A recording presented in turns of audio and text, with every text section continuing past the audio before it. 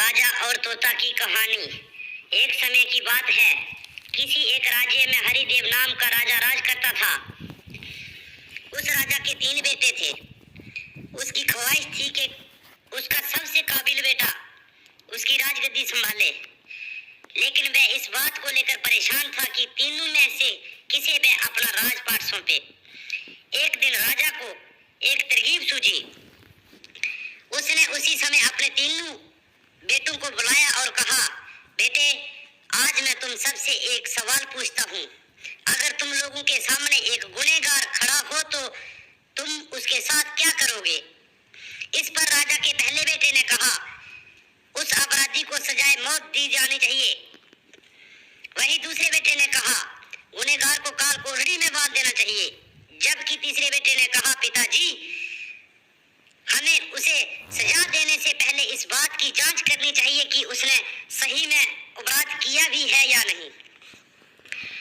इस पर राजा के तीसरे बेटे ने सभी को एक कहानी सुनाई कि एक राजा था, उसके पास एक बुद्धिमान तोता था।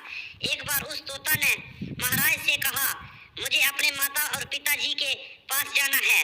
राजा ने उसकी बात नहीं मानी, लेकिन तोता ने हार नहीं मानी। वह लगातार महाराज से जिद करने लगा कि मुझे माता पिता के पास जाने दें। अंत में राजा ने तोता की बात मान ली और कहा, ठीक है, तुम अपने माता पिता से मिलकर आओ, लेकिन वहां ज्यादा दिन नहीं रुकना। राजा ने तोता को केवल 5 दिन की अनुमति दी और कहा, तुम 5 दिन में अपने परिवार वालों से मिलकर लौट आना। इसके बाद तोता 5 दिन के लिए अपने पिता के पास चला गया। छठे दिन जब वह राजा के पास लौट रहा था, उसने सोचा क्यों ना महाराज के लिए कुछ उपहार ले लिया जाए। फिर वह पर्वत की ओर निकल पड़ा। दरअसल वह महाराज के लिए अमृत फल लाना चाहता था। वहां पहुंचते पहुंचते रात हो गई। तोता ने पर्वत पर पहुंचकर फल तो ले लिए, लेकिन रात हो जाने के कारण वह आगे नहीं बढ़ा और वहीं रुक गया। उस रात जब तोता सो रहा था, तभी एक सांप वहां आया और वह राजा के लिए गए अमृत फल को खाने लगा। सांप ने फल को खाया, इस कारण उस फल में जहर फैल गया था। हालांकि तोते को इस बात की भनक तक नहीं थी।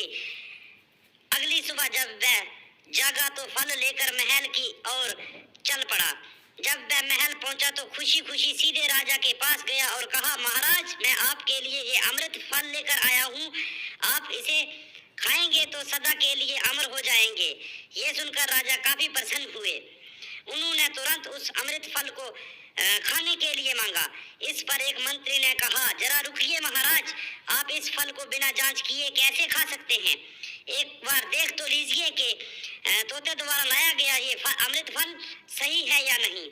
राजा उस मंत्री की बात से सहमत हुआ और कहा कि तुरंत इस फल को एक कुत्ते को खिलाया जाए।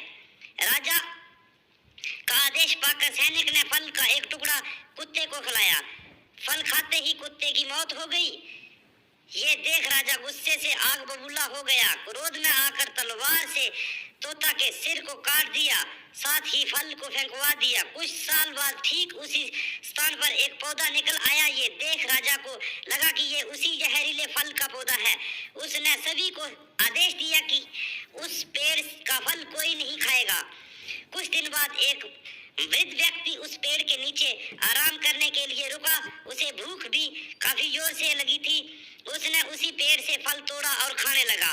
फल खाने के बाद वह बूढ़ा व्यक्ति एकदम से जवान हो गया। राजा ने जब यह देखा तो वह हैरान हो गया। उसे समझ आ गया कि वह फल जहरीला नहीं था। उससे बहुत बड़ी गलती हो गई। उसने बिना सच्चाई जाने तोता को मार दिया।